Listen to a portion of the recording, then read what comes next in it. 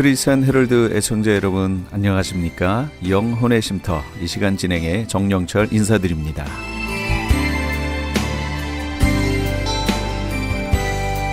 크리스천 헤럴드는 신문을 시작으로 라디오, 이제는 공중파 채널인 18.88을 통해 텔레비전으로도 함께 하실 수 있습니다.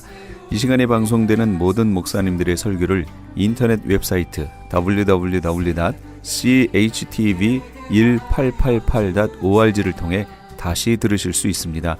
하루를 귀한 말씀과 찬양으로 마감하시는 시간 되시기 바랍니다. 이 시간은 프레이즈 교회의 시간입니다. 오늘은 박군준 목사님께서 누가복음 7장 1절에서 9절까지의 말씀을 본문으로 좋은 믿음이란 무엇인가 라는 제목의 하나님의 말씀 전해주시겠습니다. 많은 은혜 받으시기 바랍니다. 여러분에게 한번 이렇게 여쭙고 싶어요. 제가 설교를 부탁받고 한 일주일을 고민하다가 이 본문을 선택했습니다. 정말 좋은 믿음이란 무엇일까요?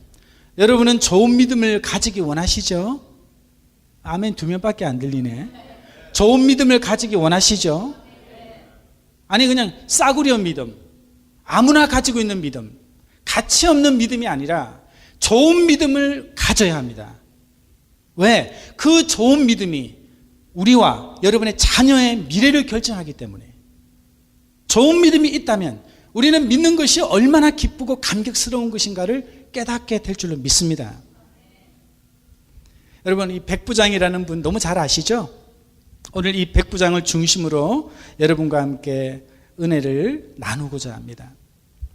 여러분 잘 아시겠지만 이 백부장은 가버나움에서 나타난 백부장입니다. 그런데 성경에 나타나 있는 이방인들 중에서, 아니 사실 제자들을 통틀어서 예수님이 믿음을 칭찬하는 경우가 많지 않습니다. 그런데 이 백부장, 이 9절에 보면 예수님께서 뭐라고 얘기하시냐면은 야, 참 기이한 믿음을 가졌다 이렇게 얘기를 하시거든요. 그 기이하다는 영어의 뜻이 뭡니까? 그게 뭐냐면 놀랍다는 겁니다. 감탄하신 거예요. 와, 어떻게 그걸 깨달았지? 여러분, 믿음은 깨달음이잖아요. 깨달은 만큼 믿음의 행동이 나오는 겁니다. 아멘? 흉내내서는 안 나오는 거거든요. 내가 얼마나 하나님의 은혜를 말씀 가운데서 성령님의 인도하심 속에서 깨달았냐가 내 믿음입니다. 아, 그렇지. 너 그거 가진 절대 안 됩니다. 내가 그거를 완벽하게 이해해야 그게 능력이 되고 힘이 됩니다. 이 백부장이 도대체 무엇을 깨달았기에 그런 예수님의 칭찬을 받았을까요? 오늘 우리 여기 계시는 모든 성도님들께서 와, 너의 믿음 진짜 놀랍다. 그런 믿음을 네가 가지고 있었냐? 그런 예수님의 칭찬을 받는 그런 시간이 되시기를 주님의 이름으로 축원드립니다.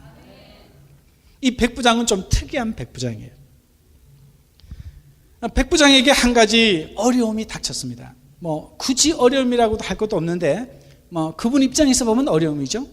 자기가 데리고 있는 종 중에 한 명이 병이 든 겁니다.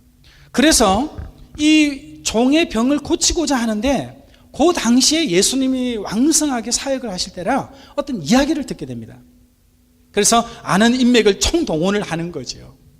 점령지의 백부장입니다. 요즘 말로 하면은 중대장쯤, 밥대가리 3개라 그러잖아요.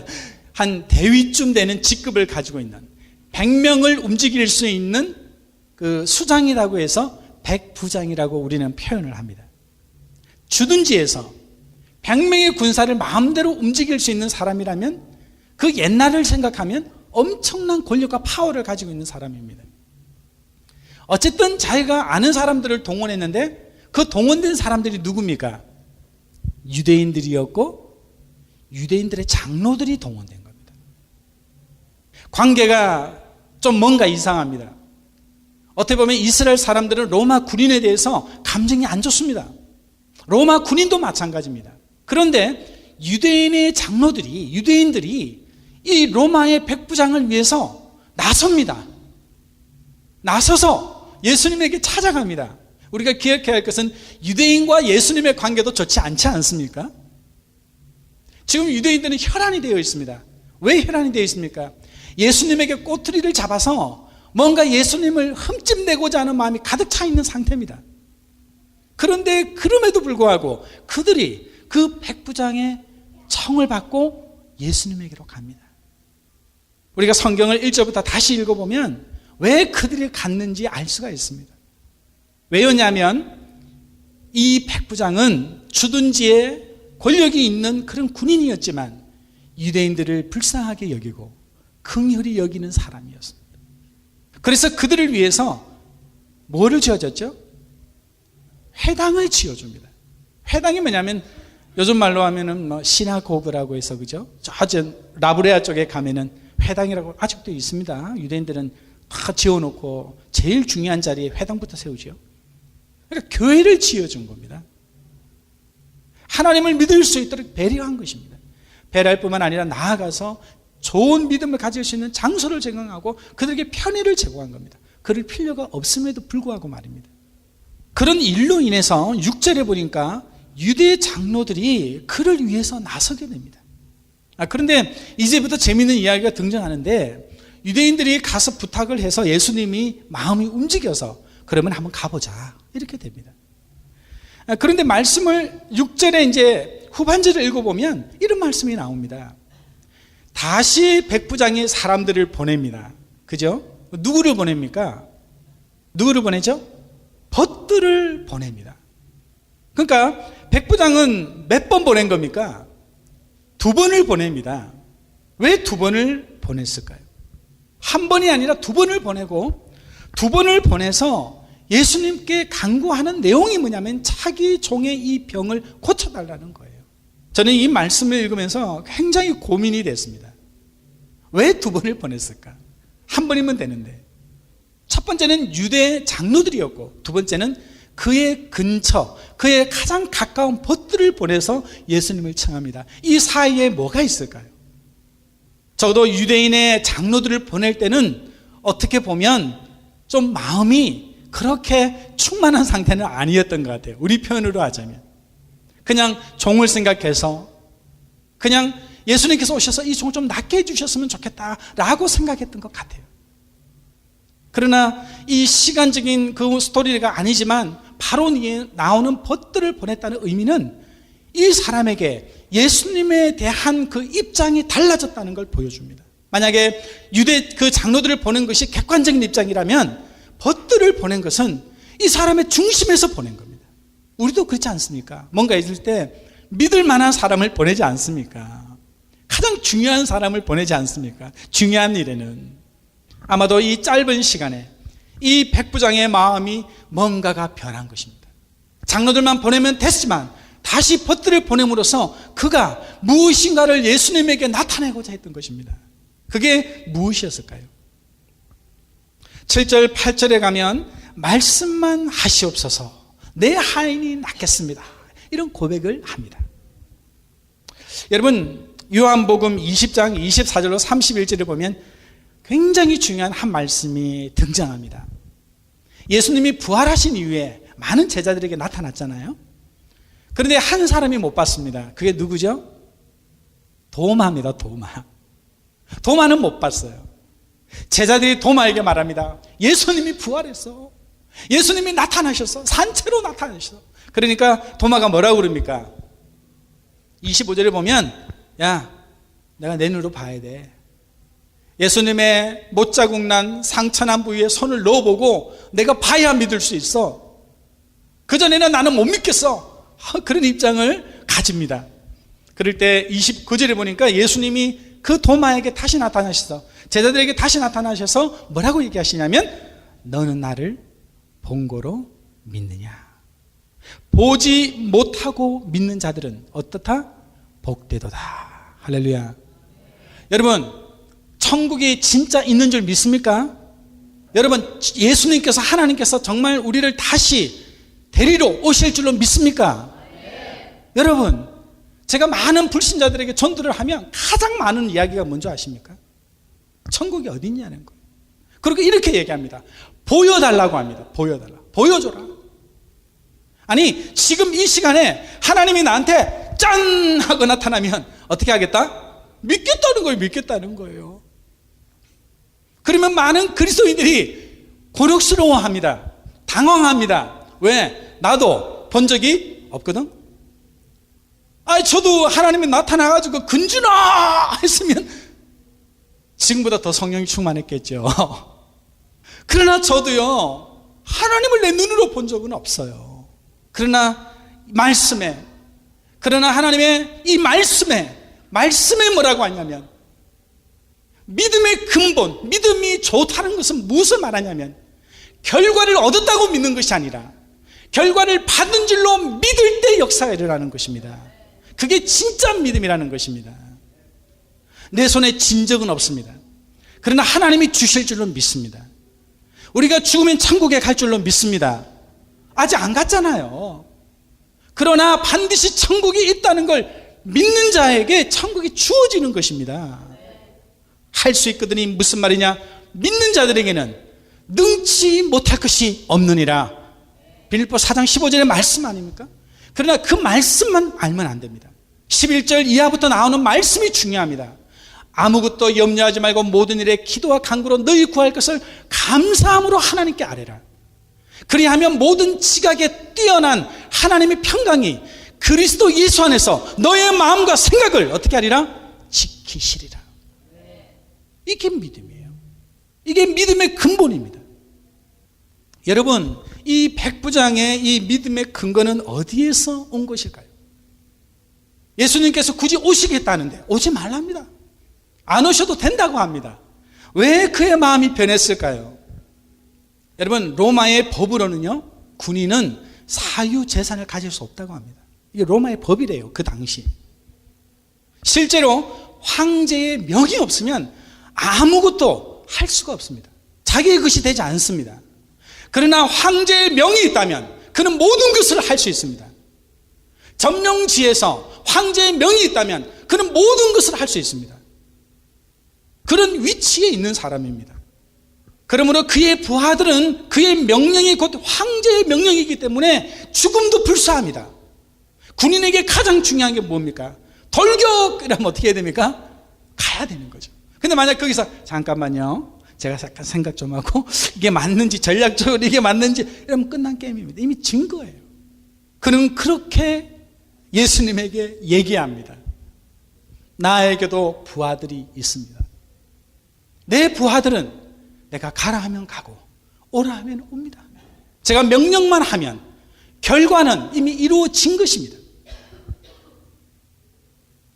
그의 그런 인식, 믿음의 인식, 그의 그런 철학, 그의 그런 생각이 그의 행동을 만듭니다.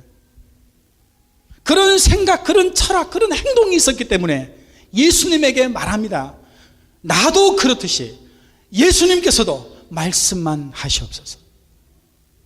오시옵소서가 아니라 말씀만 해 주십시오. 그러면 내 종이 낫겠나이다. 우리는 하나님의 소유입니다. 아멘. 아직도 자기가 자기 자신의 소유라고 생각하면 회개해야 합니다.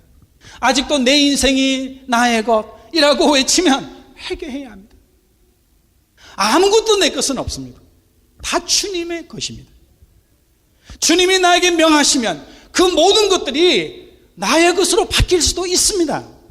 축복도 나의 것이 될 수 있고, 건강도 나의 것이 될 수 있고, 미래도 나의 것이 될 수 있습니다. 단 하나님의 말씀에 계셔야 됩니다. 백부장은 그것을 깨닫고 있었던 것입니다. 여러분, 성경에는 5명의 유명한 백부장이 등장합니다. 첫 번째, 오늘 가버나움의 백부장. 두 번째는 고넬료라고 기억하시죠? 사도행전에 나오는 가이사랴 아달랴의 백부장. 세 번째는 바울이 고문을 당할 위기에 처했을 때 그를 구해주는 백부장이 나오고요. 또 아구사도의 백부장이라고 바울을 로마까지 호송할 때 데려갔던 또 백부장이 나옵니다. 그리고 마지막으로 십자가 처형 당시에 예수님을 목격하면서 누군가 이런 고백을 합니다. 아, 저분은 참 하나님의 아들인갑다. 누굽니까? 처형을 담당했던 백부장. 근데 희한하게도 이 백부장들이 파지티브 띵킹이야 다. 이 백부장들이 다 뭐로 등장하냐면 믿음이 너무 좋게 등장하는 거야. 믿음이 없었더라도 말입니다. 모습이 말입니다. 어떻게 그럴 수 있었을까요? 여러분은 예수님을 왜 믿습니까? 권사님, 예배 중에 갑자기 질문하면 당황하는데 중간에 앉은 권사님, 하나님 왜 믿으세요? 네, 아멘, 아멘. 우리 베이스 치시는 우리 집사님, 하나님 왜 믿으세요? 예, 구원받으려고. 예, 아멘. 여러분, 하나님 왜 믿으세요? 아니, 더 정직하게 얘기하면 믿음의 도대체 근원, 믿음이 뭡니까 도대체? 도대체 믿음이 뭘까요? 잘 먹고 잘 사는 게 믿음입니까? 떼돈을 버는 게 믿음입니까? 천국 가려고 믿는 것도 물론 중요합니다. 그러나 그것은 믿음의 결과지 믿음의 내용은 될 수 없는 거예요. 구원도 마찬가지입니다. 우리가 왜 오늘 하나님을 믿습니까? 도대체 믿음의 근원이 뭡니까? 여러분, 백부장의 믿음의 그 근원에는 선한 것이 있었습니다. 자, 그것을 설명드리고자 해요. 회당을 지어주었고 또 유대인들에게 굉장히 그 선한 행동들을 많이 하게 됩니다. 오늘 본문에 등장하듯이 종이 병든 거예요. 종이. 조선시대로 말하면 노비가 병든 거예요. 노비가 병들었는데 주인이 쫓아가가지고 부탁할 주인이 과연 이 시대에 몇 명이나 되겠습니까? 정말 중요한 거는 선한 마음이 우리에게 있느냐는 것입니다. 하나님을 믿는데 믿음은 있다고 말하는데 너무 악하면 안 되는 거예요. 그건 이상한 거예요. 하나님을 믿는데 내 믿음의 그 근원이 못된 나무면 못된 열매를 맺지 못된 나무에서 좋은 열매가 맺히지 않는다는 거예요. 사실 그의 근원에 선한 마음이 있었습니다. 우리가 자꾸 착각하면 안 돼요. 너무 못되게 살지만 교회 가서 기도하면 하나님이 그래도 축복을 주실 것이다. No. 적어도 우리의 믿음의 근원에 선한 마음이 존재해야 합니다. 아니, 그 믿음의 근원에는 선한 것이 바탕이 돼 있어야 합니다. 마태복음 7장 16절로 23절에 보면 좋은 나무가 나쁜 열매를 맺을 수 없고 못된 나무가 아름다운 열매를 맺을 수 없다고 했습니다. 하나님의 능력을 경험하기를 원하십니까? 아무도 아멘을 안 하네. 하나님의 살아계심을 경험하기를 원하십니까? 그는 세 가지를 해결해야 됩니다. 참 좋은 믿음의 조건 세 가지. 첫 번째, 그는 뭐냐면 동기가 선해야 돼요. 동기가. 특히 동기가 선해야 돼요. 하나님을 믿는 동기가 선해야 돼요. 제가 이렇게 한 달 정도 일해 보니까 그 원장님이 그러시더라고요. 뭐 이렇게 불평불만하는 사람은 다 권사님이래. 아, 내가 그 얘기 듣는데 마음이 좀 아프더라고. 천주교 불교 믿는 사람은 컴플레인을 잘 안 한대요. 그러려니 한대요. 근데 꼭 권사님들, 장로님들이 와가지고 컴플레인을 한대요. 컴플레인을. 밥이 왜 이러냐? 내가 앞자리에 앉아야 되는데 왜 저 할매가 앞자리에 앉았느냐? 그것 가지고 대판 싸우고, 누가 쌀 타가면 빙고 하다가 1등 되면 쌀 타가잖아요. 쌀 타가면 그가 싸운대요. 왜 나는 2등을 했냐? 나는 왜 타올이냐? 꼭 그렇게 말하는 분들이 권사님이라는 거예요. 그런 얘기를 들으면 마음이 아파요. 왜요? 적어도 30년, 40년을 믿었을 거 아니에요. 적어도 50년은 믿었을 거 아니에요. 모태신앙이면 80년을 믿었을 거 아니에요. 그 믿음의 동기가 잘못된 거예요. 우리의 믿음의 동기는 무엇입니까? 삐까번쩍한 목회자입니까? 남들한테 을쓰기는 기독교인입니까? 우리의 믿음의 근원, 우리의 믿음의 동기가 무엇입니까? 그것에 대한 답이 여러분에게 있어야 할 줄로 믿습니다. 두 번째는 생활이 선한가를 자꾸 체크해야 돼요. 생활이 선해야 돼요. 저희 그 동네에, 제가 몬테벨로 쪽에 살거든요. 그 동네에 그 홈리스들이 동냥하는 포인트가 있습니다. 그런데 너무 재밌는 건 그 두 명의 그 홈리스가 이제 교차가 이렇게 됐는데, 첫 번째 홈리스는요 삐쩍 말랐어요. 그 동냥을 안 해요. 그냥 앉아가지고요 요만한 성경책을요 매번 봅니다. 이렇게. 그러다가 누가 창문 내리고 일부러 주는 거예요. 그러면요, 그걸 받잖아요. 그럼 어떻게 하는지 아세요? 아멘 이러고 받습니다. 그러니까 바로 뒤에 있던 창문 또 열립니다. 또 줍니다. 그러면 또 받고 이런 건 또 성경에서 보고 있습니다. 그게 핫 포인트인지 누구 알았는지 걔가 쫓겨났어요, 다른 쪽으로. 그리고는 어떤 또 다른 홈리스가 탁 와가지고 팻말 들고 막 두드리면서 다닙니다. 아무도 안 줘요, 아무도 안 줘요. 제가 거기서 그걸 보고 동양도 사람의 마음을 얻어야 할 수 있는 거구나. 사람의 마음을 먼저 얻는 거예요. 안 줘도 돼. 그렇지만 일벌 받았을 때 그 사람을 내가 어떻게 해요? 축복해 주는 거예요. 거지지만 왜 축복할 수 있지. 할렐루야. 그냥 거지지. 직업이 사장이 아닐 뿐이지 축복해 줄 수 있지. 그러니 이해가 확 되는 게 부자와 나사로가 확 내가 이해가 되는 거예요. 순간적으로. 나사로는 거지잖아요. 부잣집 처만 밑에서 살아가는 거지예요. 근데 그가 어떻게 천국을 갈 수 있어요? 아무리 생각해도 이해가 안 되는 거예요. 처음에는, 제가 어렸을 때는. 그럼 다 우리 거지 돼야 되나? 가난하게 살아야 되나? 그러면 다 천국 가나? 아니에요. 뭘 말하는 거예요? 에티튜드를 말하는 거예요. 에티튜드. 젊은 청년들에게 저는 그런 설교를 많이 합니다. 훌륭한 사람이 되고 싶으면 좋은 에티튜드를 가져라. 공부하는 에티튜드, 무엇인가를 배우려는 에티튜드. 우리가 하나님 앞에 복을 받기 원한다면 좋은 에티튜드를 가져야 돼요. 하나님과 나와의 관계에서 좋은 자세를 가져야 돼요. 할렐루야. 그게 중요한 거예요. 세 번째는 믿음의 대상에 대한 절대적인 믿음이 있어야 됩니다. 여러분은 하나님을 절대적으로 믿으십니까? 자, 예수님께서 왜 이 백부장을 칭찬했을까요? 거기에는 사실 정반대된 모습이 또 하나 숨겨져 있습니다. 수천 년을 하나님을 믿었던 유대인들에 대한 책망도 들어있는 거예요. 너희들은 이제까지 수천 년을 믿고 유대인의 전통을 믿고 사제가 되고 이래까지 믿었는데 그를 따르는 제자들도 함께 있었지 않습니까? 야, 봐라. 저 사람 좀 봐라.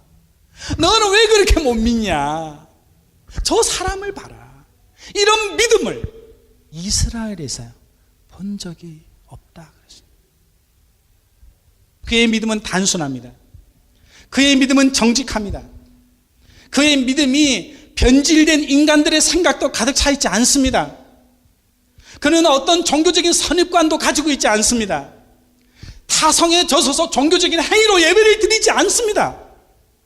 첫사랑을 잃어버리고 말뿐인 공허한 신앙생활도 하지 않고 있습니다. 삶과 무관한 여러 가지 신앙 고백들을 하는 것도 아닙니다. 그는 아주 단순하게 예수님께서 이 문제를 해결해 주실 수 있습니다. 그 하나만 있는 거예요. 그 하나만. 그게 무엇입니까? 절대적인 믿음입니다. 황제가 나에게 명하면 나는 그것이 죽음의 길이라도 걸어가는 것입니다. 그 자세가 이분에게 있는 것입니다. 오늘 하나님께서 우리 프라이드 처치를 축복해 주실 줄로 믿습니다. 왜 아멘이 이렇게 적어서 언제 축복받아서 교회가 커지? 축복해 주실 줄로 믿습니다. 그러나 그러려면 세 가지가 바탕이 되어 있어야 됩니다. 이 시대에 죽어가는 영혼들을 살리고자 하는 열정이 있어야 되고, 우리 교회가 선한 행동들을 끊임없이 해야 합니다. 예. 제가 이제 딱 2분 남았는데 설교 끝낼 시간이, 저희 딸내미가 하루는 이렇게 얘기합니다. 아빠, 그 교회 가재요. 그 교회. 그래서 제가 왜? 무슨 교회? 이러니까 쭈쭈봐주는 교회 가재요. 그래서 제가 뭔 말인가 한참 생각했습니다. 쭈쭈봐주는 교회? 그럼 뭐 말하는 거 다시 얘기해봐. 이러니까 할아버지가 쭈쭈봐준 교회 가자는 거. 그래서 제가 오늘 아침에 오면서 이랬습니다. 아빠, 교회 가야지. 어느 교회 갈 거야? 그 제가 그랬습니다. 쭈쭈봐주는 교회로 갈까? 그러니까 좋아라 하고 쫓아오는 거. 우리 성함은 제가 잘 모르겠어요, 사실은. 근데 우리 어르신이 그냥 준 것일 수도 있죠. 그러나 그 꼬맹이 마음에는 뭐로 박혔을까요? 선한 행동으로 박힌 겁니다. 제가 교회를 다니면서, 많은 교회를 25년을 목회하면서 가장 마음이 아픈 게 뭔지 아십니까? 교회를 가면 너무 외로워요. 왜요? 서로가 남이에요. 그러나 우리 이 교회는 올 때마다 느끼는 게 너무 가족 같아요. 할렐루야. 얼마나 이게 좋은지 모르. 80%는 끝난 거야 벌써. 할렐루야. 이제 부흥하는 것만 남았어. 네, 할렐루야. 그걸 알아야 돼요. 영적으로 탁 깨우쳐야 돼요. 그래 그 바탕을 마련하는 게 어려운 거예요. 절대 쉽지 않아요. 왜 그런 일이 가능합니까? 우리 정대철 목사님이 순수하고 요령을 피울 줄 몰라 우리 정 목사님. 네, 그게 문제이기도 해. 그렇지만 순수한 그 마음이 하나님이 기뻐하신다니까요. 오늘 우리에게 그런 믿음에 대한 순수한 동기, 사랑에 대한 헌신, 서로 좀 돌아보세요. 서로 안 나오면 전화하세요. 형제보다 가까운 게 교인이에요. 여러분 장래에 쳐줄 사람 누구예요? 목사님이에요. 그런 거를 이 교회 저 교회 또 돌아다니면서 방하지 마세요. 그 무의미한 거예요. 믿음은 대상이 아니라 하나님입니다. 사람이 아니라 관계가 아니라 하나님에 대한 절대적인 신앙이 제일 중요한 것입니다. 그런 이 백부장의 믿음이 있다면 여러분의 문제는 해결될 수 있습니다. 절망하지 마십시오. 포기하지 마십시오. 하나님은 아직도 살아계시고 우리에게 응답할 준비가 되어 계십니다. 모세는 80의 부름을 받았고 아브라함은 100세의 부름을 받았습니다. 늦지 않았습니다. 이제 시작입니다. 시작이라고 생각하면 시작이 되는 것입니다. 오늘 백부장의 믿음이 여러분의 믿음이 되시기를 주의 이름으로 축원드립니다. 지금까지 LA 한인타운에 있는 프레이즈 교회의 시간이었습니다. 프레이즈 교회에서는 현재 요한계시록 2차 강해가 10월 말까지 진행 중에 있습니다. 시간은 매주 주일 오후 2시와 매주 금요일 오후 7시입니다. 요한계시록 강해를 듣기 원하시는 성도님들은 2668 웨스트 피커 블루버드 피커와 캔모어가 만나는 곳에 있는 프레이즈 교회로 오시거나 전화 213-700-9833 213-700-9833번으로 문의하시기 바랍니다. 유태인이 만든 특수영양제 M3 들어보셨어요? 곡식의 눈, 과일씨, 껍질, 약초의 뿌리로 만든 특수 영양제 M3. 혈압, 당뇨, 아토피, 천식, 비만 등 무슨 병이든 큰 효과를 주는 신비의 영양제 M3. 서울대학병원 7곳, 고려대학병원 2곳에 입점되어 더욱 믿을 수 있는 M3의 효능. 213-435-9600, 213-435-9600 M3 정직한 마음으로 권해드립니다. 아니 당신 미장원 다녀왔어? 헤어스타일이 확 바뀌었네. 홈쇼핑월드 차홍 고데기로 마술을 부렸지. 홈쇼핑 월드 차홍 고데기. 차홍 허니앤비 샴푸로 머리 감으면서 차홍 헤어두피 마사지를 쓰면 머릿결이 너무너무 부드러워지고 한 움큼씩 빠지던 머리카락도 눈에 띄게 덜 빠져. 차홍 고데기 너무 좋아. 그럼 그 웨이브 머리도 당연하죠. 3, 4분이면 이렇게 풍성한 웨이브 머리를 만들 수 있다고요. 너무 이쁘다. 어디서 샀어? 홈쇼핑월드. 가격 만족, 품질 만족, 행복한 쇼핑. 팔가와 웨스턴 홈쇼핑 월드. 안녕하세요. 시니어 전문 플래너 폴선입니다. 메디케어 파트 A와 B를 받았거나 메디케어와 메디카를 갖고 계신 분들은 메디케어 어드밴테이지 플래너로 처방약 보험, 보조보험에 가입할 필요 없이 치과, 침술, 안경 등의 혜택을 받을 수 있습니다. 수호천사보험 시니어 전문 보험 라이센스 에이전트 폴선 213-503-6897 213-503-6897 상담은 주 7일 오전 8시부터 오후 8시까지.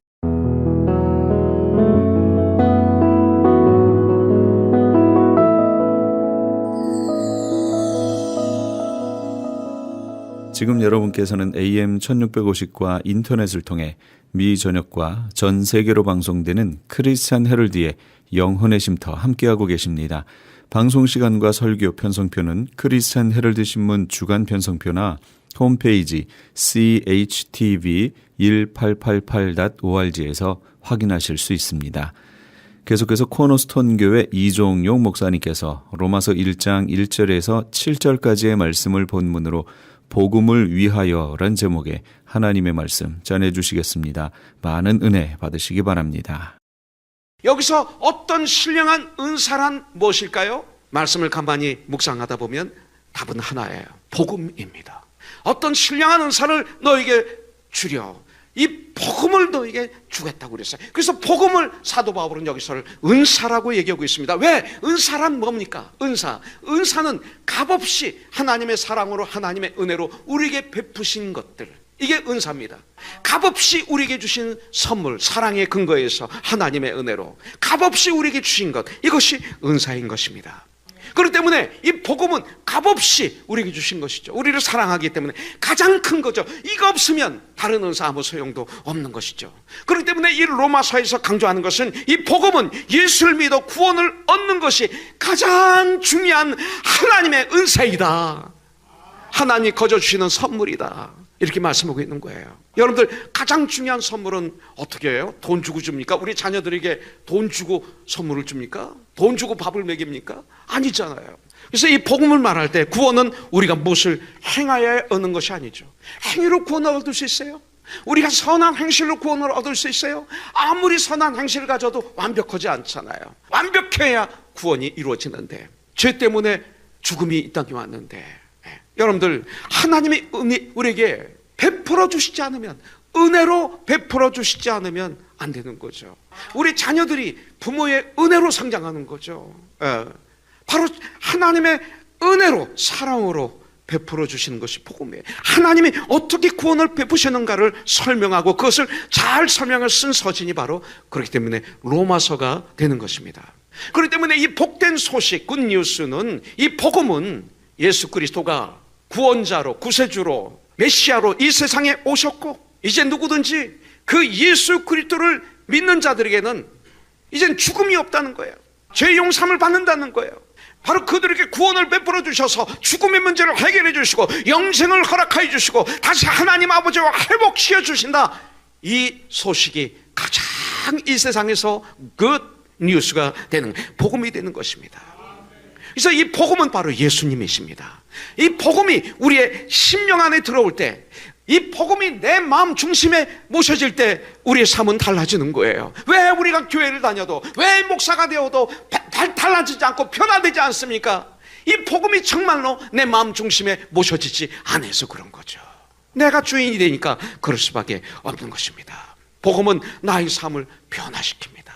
그러면서 바울은 여기서 이 아들이 예수 그리스도가 하나님의 아들이 누구인가를 두 가지로 설명하고 있는데, 3절에 보니까 그의 아들에 관하여 말하면 육신으로는 다윗의 혈통에서 나셨고 그랬어요. 첫째는 이 육신으로는 다윗의 후손으로 이 땅에 태어나셨어요.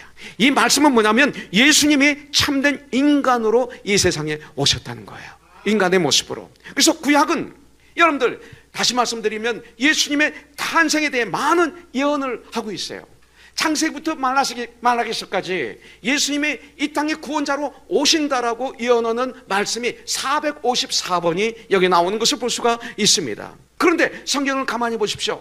예수님이 태어나실 장소도 예언했습니다. 예수님이 그리고 이스라엘 백성들에게 받으실 그 대접에 대해서도 거기 다 기록이 되었습니다. 이사야서 53장을 한번 보십시오. 다른 성경을 다 보십시오. 미가서 5장 2절을 보십시오. 베들레헴에서 태어날 것을 미리 예언하고 있습니다. 그러면서 둘째로 여기서 4절에서 말합니다. 성결의 영으로는 죽은 자들 가운데서 부활하사 능력으로 하나님의 아들로 선포되었으니 곧 우리 주 예수 그리스도시니라, 이렇게 말씀하고 있어요. 예수님은 전능하신 분의 아들로서, 하나님의 아들로서, 신성을 지닌 분으로서 이 땅에 오셨다라고 또 성경은 말하고 있어요. 여러분들, 우리는 이 능력이 부활 속에서 죽음을 이기시고 3일 만에 다시 살아나신 이 부활 속에서 예수님의 신성을 우리에게 증가하고 있는 것을 볼 수가 있어요.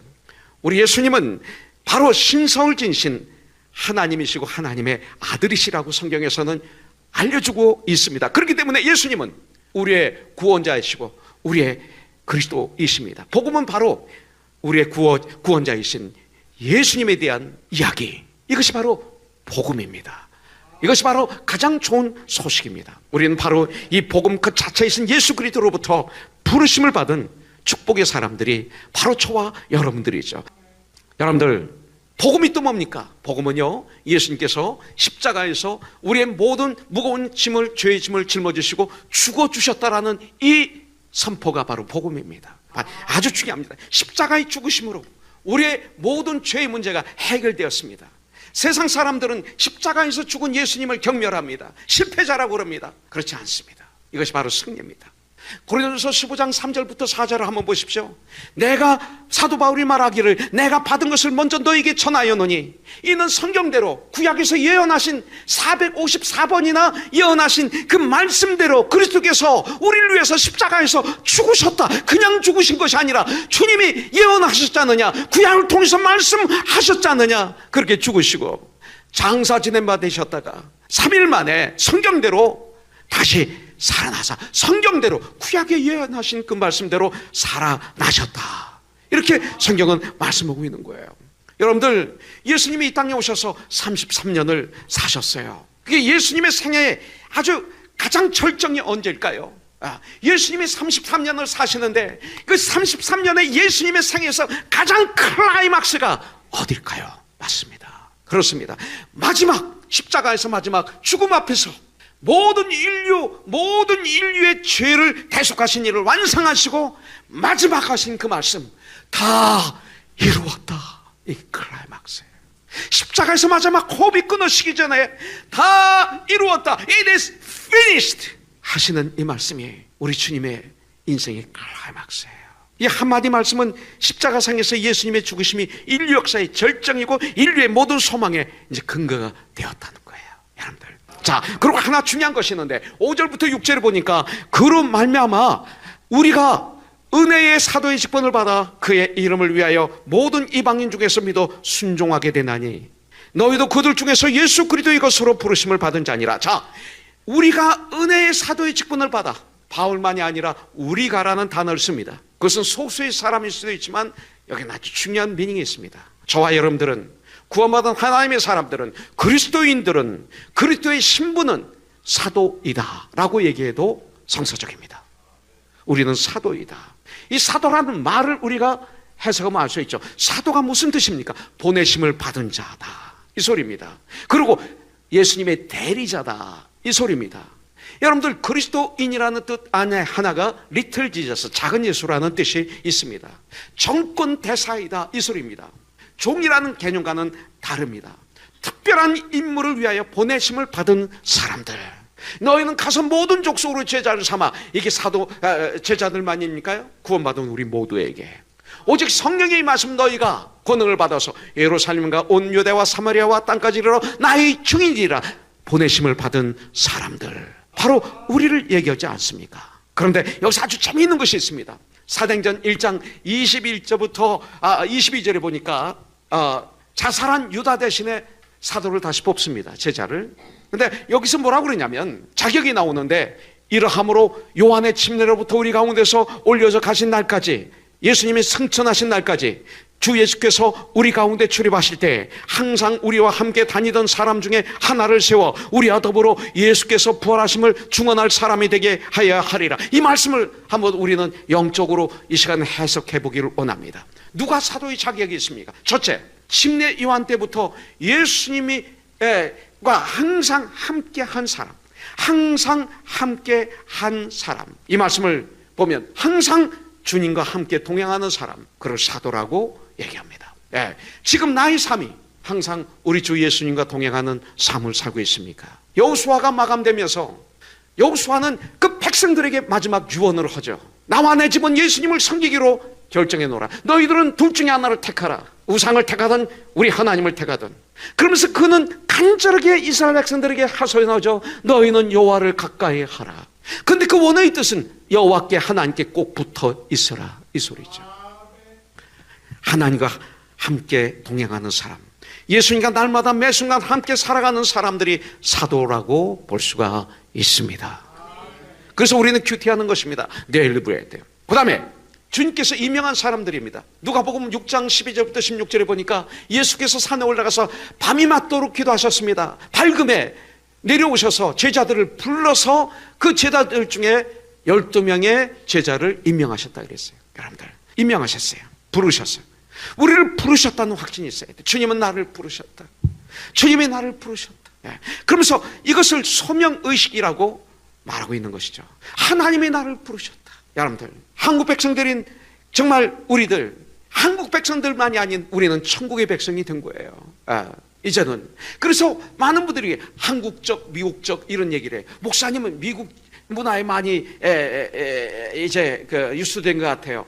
아직도 한국 문화를 가지고 계시네요. 좋습니다. 그러나 우리는 이제 예수의 문화로 바뀐 거예요. 성경 문화로 바뀌었어요.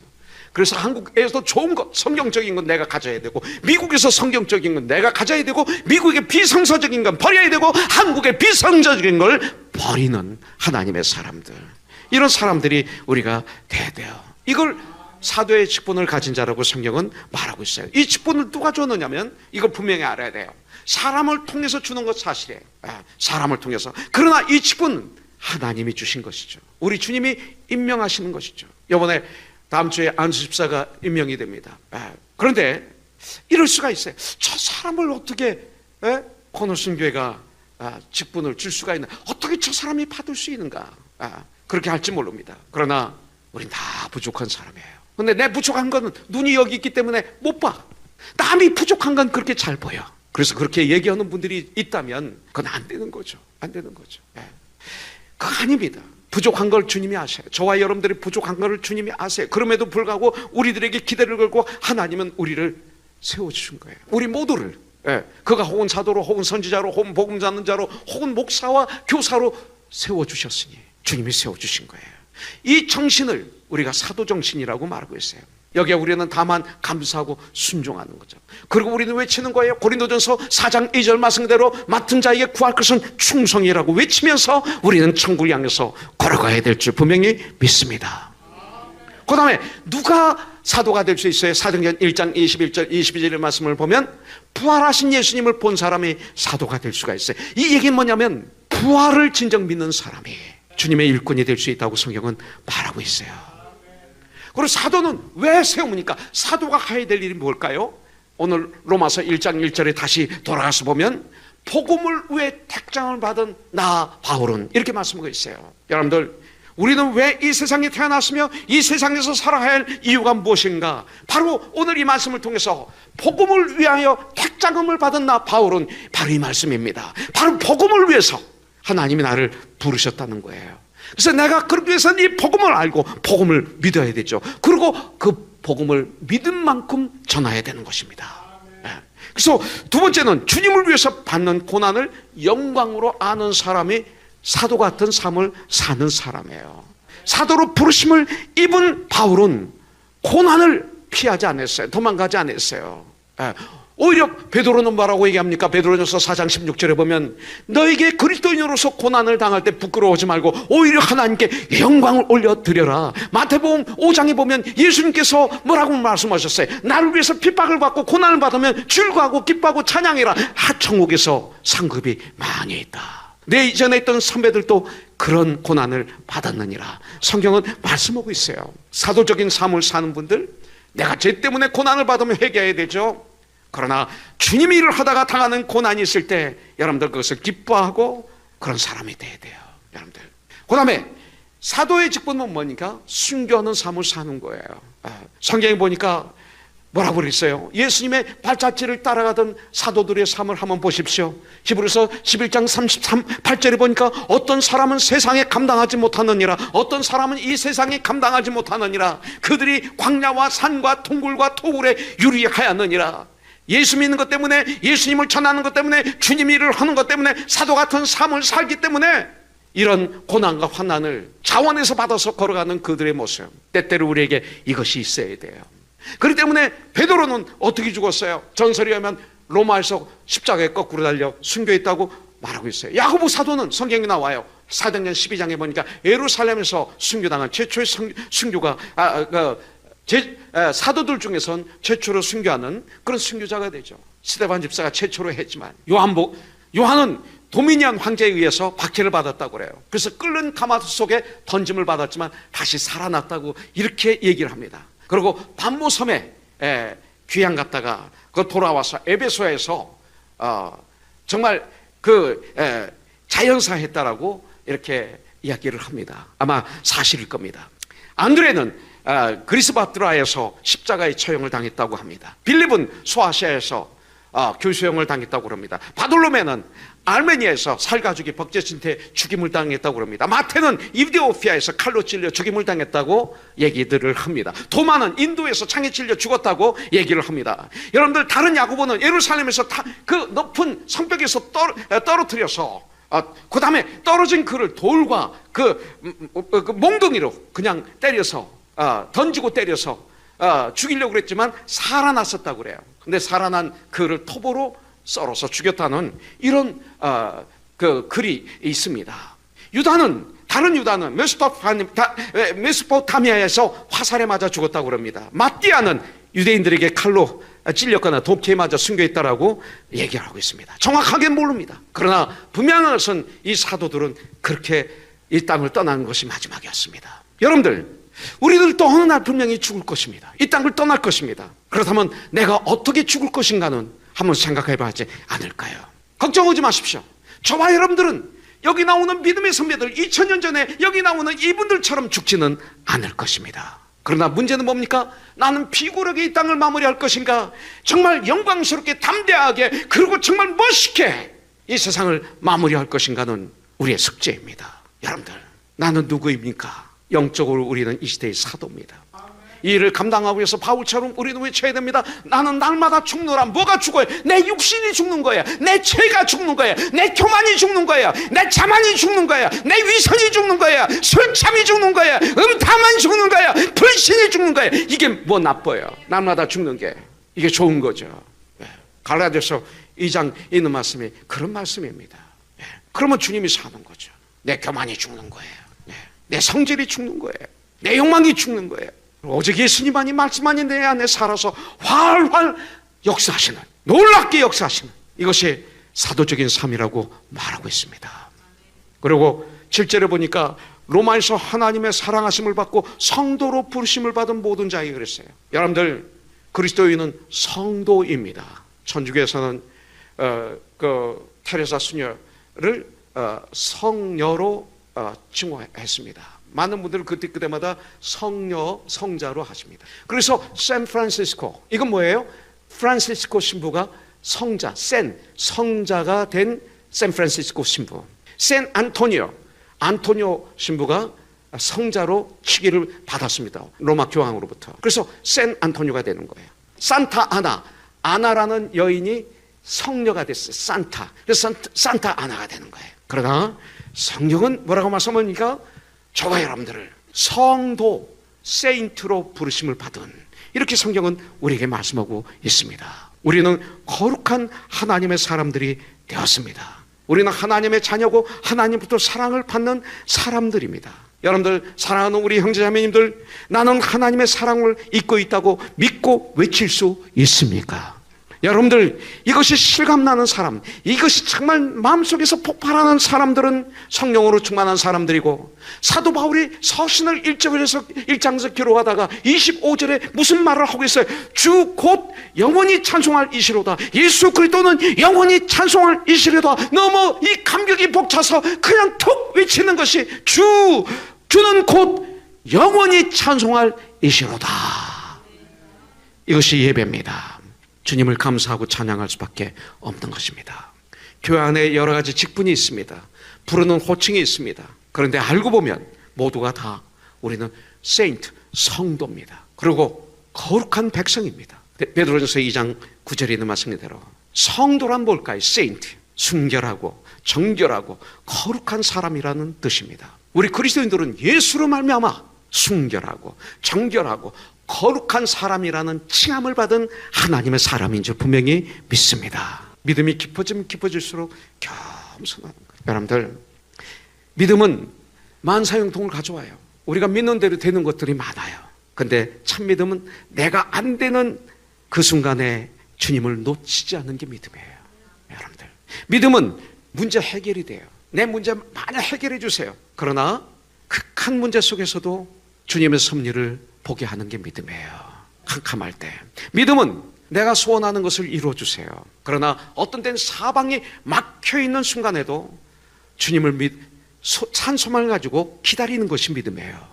성장한 성숙한 믿음은 최악의 상황을 최선의 상황으로 바꾸기도 하지만 최악의 상황 속에서도 최선의 삶을 사는 게 믿음이에요. 예. 내가 며칠 후에 죽는다 하더라도 최선의 삶을 사는 것, 이것을 눈으로 보여주는 게 믿음이에요. 입으로만 얘기하고 덜덜 떨고 있는 것은 가짜 믿음이에요. 믿음은 감옥 문을 부셔주세요. 그러나 닫혀진 감옥 안에서도 찬송하는 것이 믿음이에요.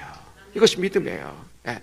이 진정한 믿음이란, 여러분들, 감옥을 궁궐로 바꿔주기도 하지만 감옥 같은 환경 속에서 내 마음을 궁궐 같은 마음으로 바꿔주게 만드는 것이 바로 예수 안에서 예수를 믿는 믿음입니다.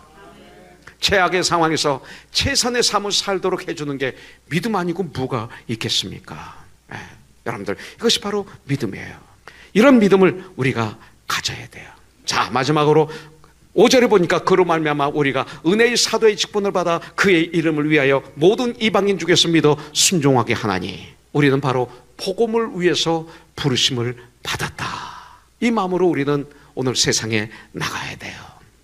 주님의 자녀로 부르심을 받은 것은 그의 이름을 위하여, 예수 그리스도의 것으로 우리가 부르심을 받았어요. 우리는 복음인 예수 그리스도를 위하여 부르심을 받은 자들이다. 이것이 바로 그리스도인입니다. 그렇다면 나는 삶 속에서 구별된 삶을 드러내고 있는가? 거룩한 삶은 구별된 삶을 얘기하는 거예요. 예. 여러분들, 이 시대의 세상 방법과 환경 속에서 묻혀 복음을 잊어버리고 살고 있지는 않은가? 정말 나는 세상과 구별되어 성도를 진정 사랑하면서 하나님을 사랑하면서 살고 있는가? 이것이 이제 나에게 마지막 던져야 될 질문입니다. 예수 그리스도는 정말 나에게 정말로 복음인가?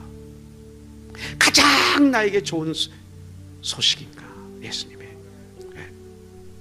예수 그리스도가 나에게 유일한, 예수님만이 나에게 기쁨이 근원이 되고 그러고 축복의 근원이 되는가? 나는 그리스도인으로서 얼마나 복음을 자랑하며 하루를 살아가고 있는가? 내가 입을 벌리면 내가 하는 얘기가 나 술 취한 사람처럼, 세상 정치 경제 스포츠 얘기할 수 있어요. 이거 얘기하지 말라는 게 아니에요. 그러나 가장 중심에 복음이 있는가?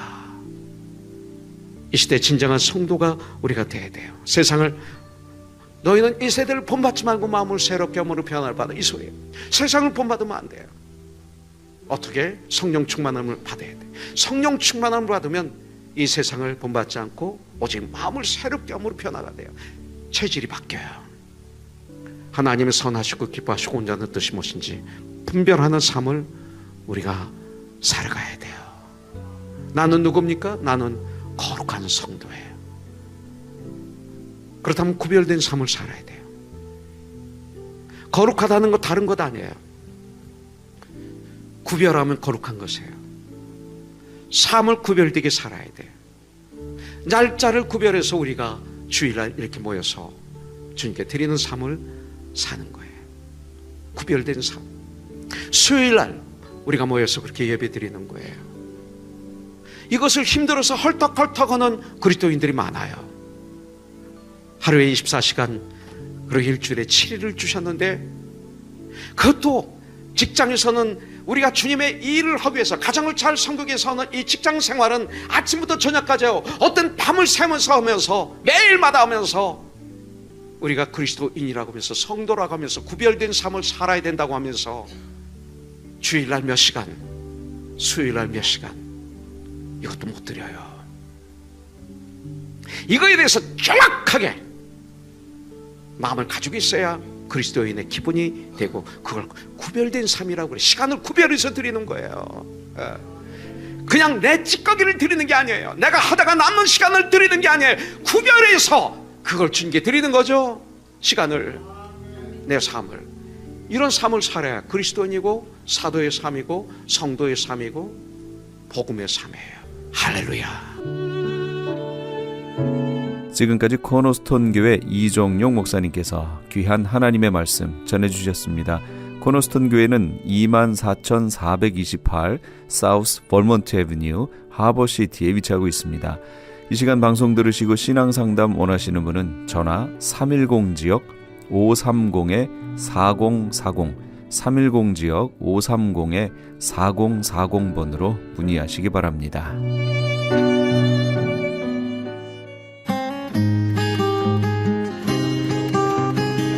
교계 게시판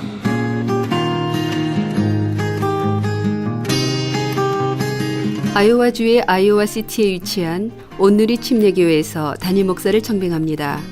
5년 이상 목회 경험이 있으시고 미국 체류 및 취업에 결격 사유가 없으시거나 청빙 즉시 종교비자 신청이 가능한 분이어야 합니다. 교단은 침례교 신학교를 졸업하셨거나 남침례 교단 가입에 결격 사유가 없으셔야 합니다. 그 외 기타 자세한 사항 및 제출 서류에 관한 문의는 크리스천 헤럴드 홈페이지 CHTV1888.org에서 확인하시기 바랍니다. CHTV 18.88 창립 1주년 및 크리스천 헤럴드 39주년을 기념하여 아름다운 가을밤을 수놓을 찬양제가 열립니다. 일시는 10월 2일 주일 오후 6시 30분이며 장소는 나성 한인교회입니다. 좀 더 자세한 문의는 크리스천 헤럴드 전화 213-353-0777 213지역 353-0777번으로 하시기 바랍니다. LA 한인타운에 있는 프레이즈 교회에서 매주 주일 오후 2시와 매주 금요일 오후 7시에 요한계시록 2차 강해가 10월 말까지 진행됩니다. 이방 교회와 대체 신앙으로 인해 가려진 이스라엘과는 어떤 관계가 있는가? 우리가 왜 이스라엘을 알아야 하는가? 이스라엘을 통해 약속하신 하나님의 시간표는 어떻게 되는가 등 말세를 사는 우리들이 지켜보고 준비해야 하는 것들이 무엇이 있는지를 함께 고민하고 나눠보는 시간이 될 것입니다. 요한계시록 강의를 듣기 원하시는 성도님들은 21668 웨스트 피코 블루바드 피코와 캔무어가 만나는 곳에 있는 프레이즈 교회로 오시거나 전화 213-700-9833으로 문의하시기 바랍니다.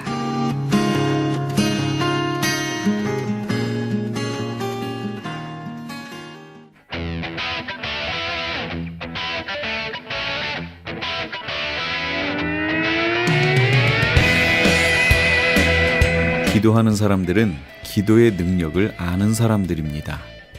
기도의 능력은 믿음의 가속이 붙어야겠지요. 하나님께서 우리의 기도에 응답되신 묵묵부답으로 일관하셔도 지나고 보면 구한 것보다 더 좋은 것으로 주신 것을 알 수 있습니다. 허탕치는 기도는 없습니다.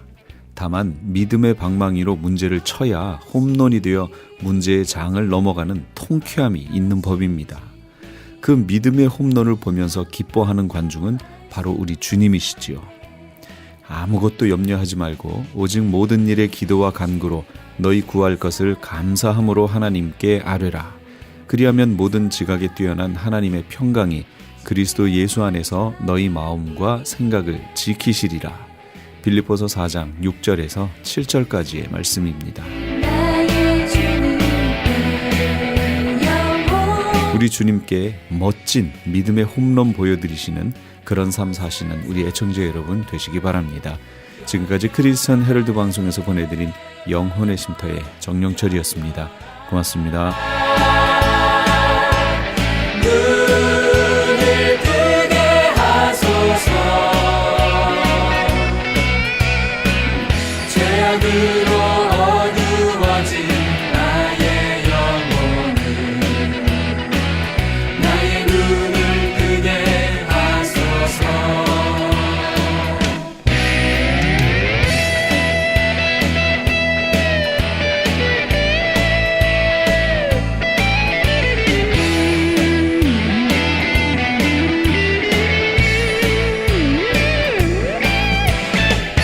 아무것도 알 수 없고